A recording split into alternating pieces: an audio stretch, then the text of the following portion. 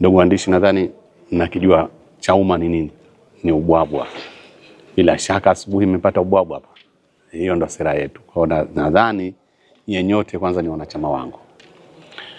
Kwenye suala la kusaini hizi kanuni,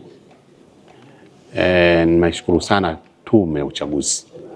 Tume ya uchaguzi kwa 100% imetushirikisha katika kila hatua, na maoni yetu tuliyotoa sisi kama Chauma 99% yamepita, yako mle.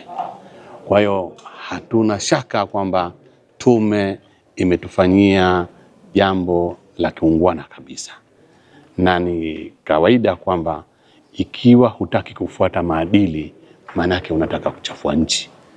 Sisi Chauma tunasema jambo la kwanza baada ya ubwabwa ni amani.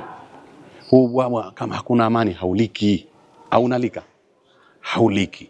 Kwa hiyo sisi tunasema kusaini maadili yale, tume imetufanyia haki kutupa, tukachakata na tukaangalia, na chama kimekaa zaidi ya mara 3 kupitia maoni yale na kuyatuma kwenye tume, na kwenye tume yamepita yote. Tunasema yetu yote yamepita. Tunashukuru hilo. Na ukiwa manake unaona kwamba yale maadili wewe yanakubana, usema hata mzee nyumbani anatunga kanuni zake, ukiona unabana manake hutaki kumtii mzee.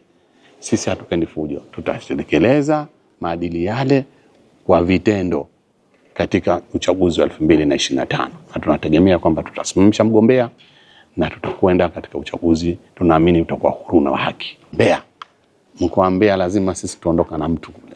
Kwa nini Mbeya? Kwa sababu wapinzani wetu Mbeya ni CCM tu sisi. Na kule unajua tuna wenyekiti wa mitaa kule tunao. Kwa hiyo Mbeya tunaipa nafasi ya kwanza sisi kwenda Mbeya, na nafasi ya pili tena urais wa jamhuri, na madhali wenzetu wameshapigwa bao, sisi tuko nao.